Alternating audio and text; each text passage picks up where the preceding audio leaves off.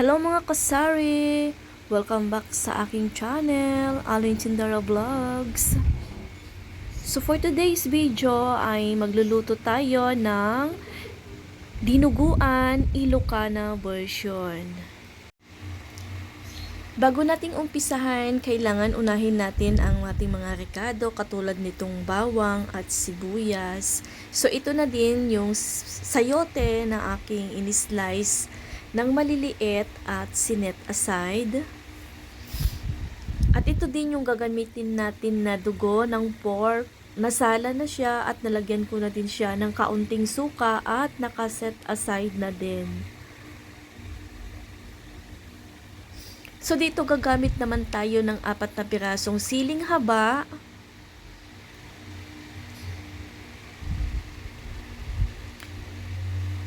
So tara guys, umpisahan na natin ang ating pagluluto. Dito pala ay nagpakulo na din ako ng ating gagamitin na pork. In-slice ko ito ng maliliit. Ito yung part na pork chop kasi ito na lang yung available na nabili ko sa palengke.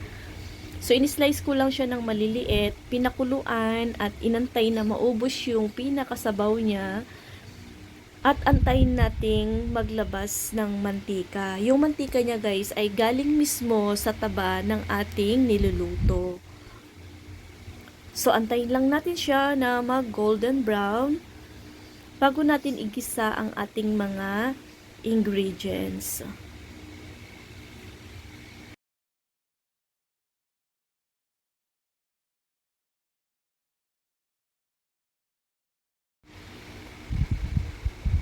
So, dito kailangan nating haluin para magpantay yung pagkaluto o pagka-brown ng ating pork.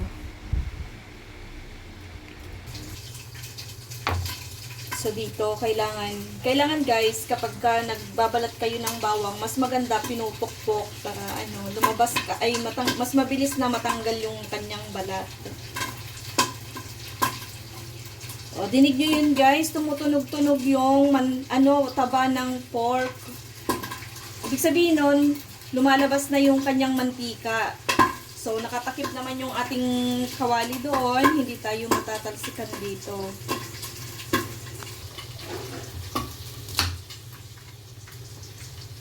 Sa paghihiwa naman natin ng mga ingredients natin, katulad nitong mga sibuyas sa kabawang ay wala namang tayong sinusunod na liit o haba. Basta ang importante ay ma-slice natin 'yan. Kahit pinuhin mo 'yan, mahaba siya. Ito guys yung siling haba natin, yung iba ay slicein natin. Para yung ating dinuguan ay magkaroon siya ng anghang kaunti. Pero optional lang to guys ha. Kasi lalo na pagka may batang kakain, so hindi dapat maanghang. O yan, mapurol na yung ating kutsilyo guys. Yan, slicein lang natin ito diagonally. Diagonally. Yan, ito ang hihalo natin siya mamaya. So, ito na yung pork natin kanina. Pwede na natin itong gisa-gisahin. Ayan guys, oh, malambot na yung pork at saka masyado na nating naluto. Actually, dapat i-crunchy pa natin to pero ito pwede na din. Ayan, itabi natin yan kasi lalagay na natin ang sibuyas.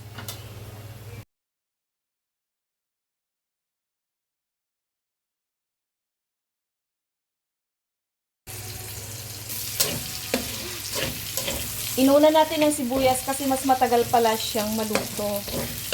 Oras na para ilagay natin ang bawang.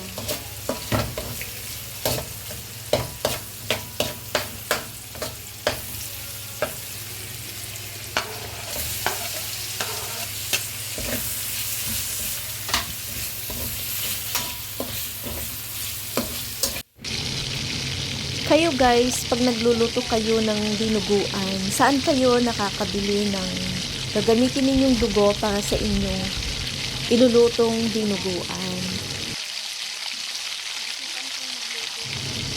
Actually, dito sa amin, may mga nagtitinda, may mga nagkakatay mismo ng pork, tapos pwede kang humingi sa kanila ng dugo kasi kanina humingi ako, hindi ko naman siya binili. Actually, binabayaran ko. Eh, sabi, hindi daw nila binebenta yun.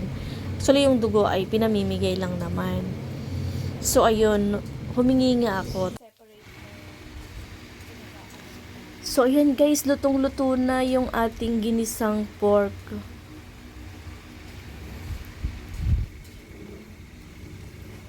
So bago natin ituloy yung pagluluto natin guys, ay mag-shoutout muna ako sa aking mga channel members, sa ating mga subscribers.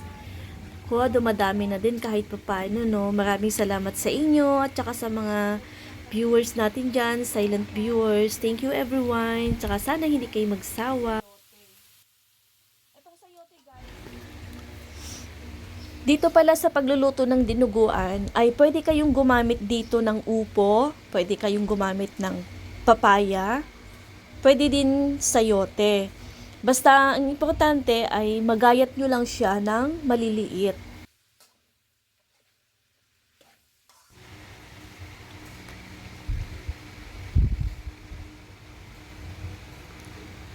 So ayan, dito maglalagay ako ng seasoning. Isang piraso lang namang seasoning. Tapos maglalagay tayo ng paminta, yung pino. Tapos haluin ulit natin.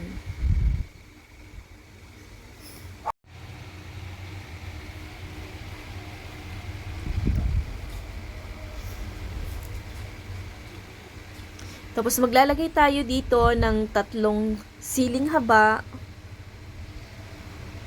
Ito yung sili guys na pangsigang para hindi siya maanghang.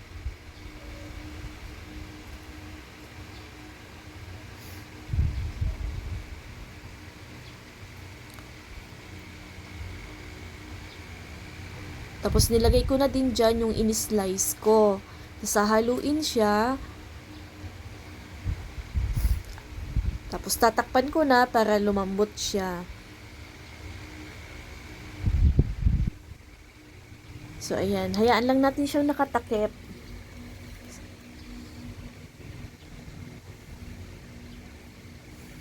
So, ayan guys. I-check ulit natin kung okay na ba ang ating sayote. Kung malambot na ba. Actually, sa part na to guys, yung aking nilagay kanina, kung nakita nyo yung na-slice na siling haba, tinanggal ko. Kasi yung amoy niya medyo maanghang. So, inalis ko muna kasi parang masyado siyang maanghang kapag hinayaan ko siyang maluto ng maluto. So, yung 3 mahaba na hindi na-slice, iyon yung hinayaan ko lang na kasama nung sayote habang pinapalambot.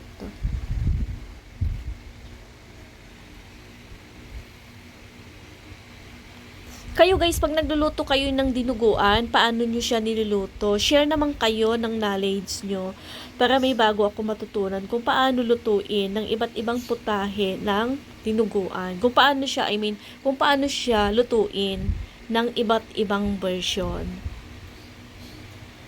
So, ayan, konting halo pa ulit.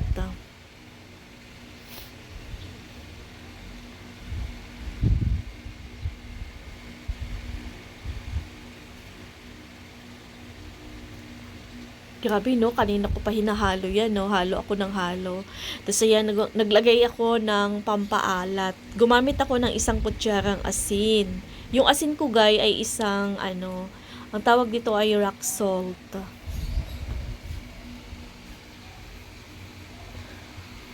Tapos haluin ulit.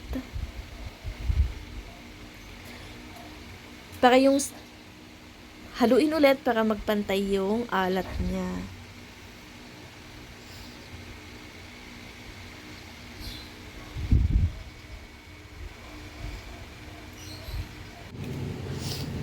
Ayan, okay na guys, malambot na yung ating sayote.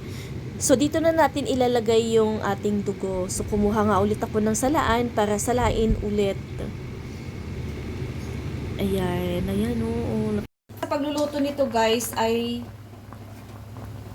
haluin natin ng haluin para pumantay yung pagkaluto ng dugo. So, ganyan. O, see? Nag-iba na yung kulay, di ba? Hindi ko masyadong pinapakita yung pag-ano ng, alam nyo na, syempre.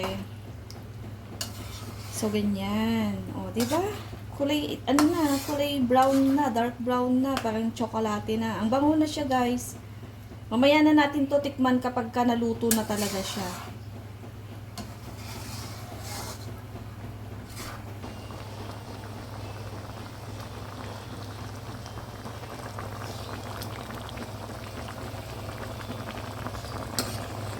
So, ito guys, dinuguan natin ay Ilocana version.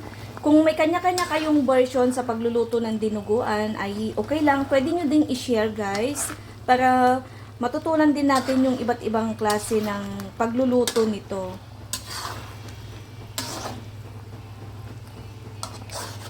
Yung tungkol pala guys sa dugo, pag kailangan kapag ka nabili ninyo ay salain agad. Tapos haluan nyo siya ng konting suka. Hindi mapanis. So, ganyan lang. Iigain lang natin hanggang sa tuluyang matuyo ito. Yan o. Ayan. Pwede din kayong gumamit guys ng yung, alam niyo yung lamang loob, yung intestine, yung pork intestine, yon.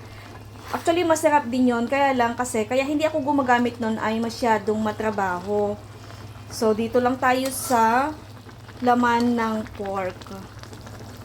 Tapos, konting taba-taba. Actually, kanina guys, yung sili na in-slice ko ay tinanggal ko yung iba para hindi siya masyadong maanghang. Bigla kong naalala na yung dugo pala ay parang magiging sabaw niya. So, matatagalan siyang maluto. Diba? So, tinanggal natin muna. Pansamantala, inalis ko. So, ito ibabalik ko na siya ngayon.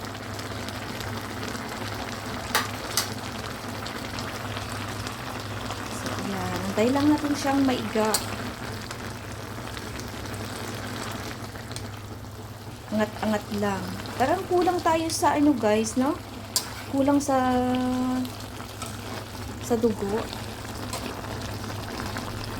O masyado ako madami maggamit ng gulay. So, yan. Ang bango. Ang tagal ko nang hindi nakaluto nito. Mga ilang taon na din. Kasi naghahanap talaga ako guys ng mabibilhan, ng malinis, tsaka syempre yung talagang kakilala natin. Kasi syempre pagkakilala natin ay alam natin na malinis yung kanyang tinitinda. Actually itong dugo ay hindi ko naman siya binili. Binibigay lang nila to. Tapos naka-separate na siya, naka-plastic-plastic na kung sino yung gustong humingi. Ulit ko guys, sa mga hindi pa nakapag-subscribe kay Aling Chindara Vlogs, please like and comment. Then mag-iwan kayo ng bakas para masuklian ko at masubscribe back ko din kayo.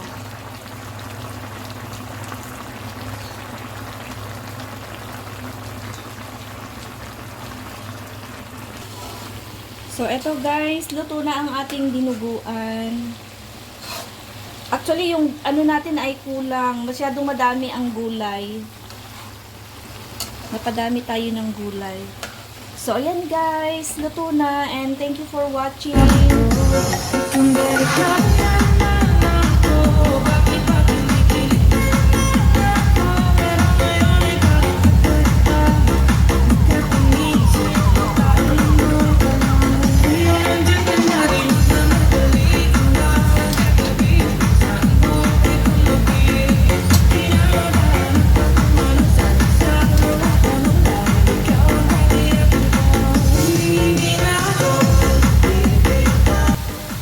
Maghahain na tayo.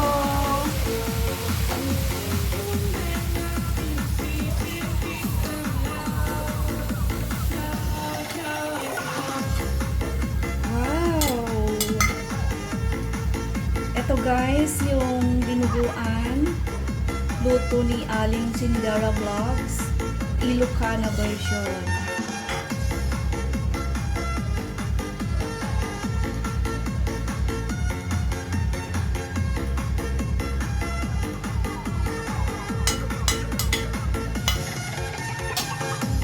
Natin.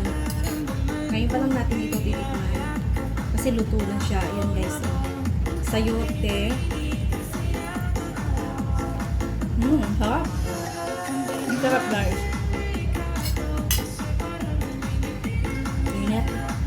So yun lang guys. Thank you for watching.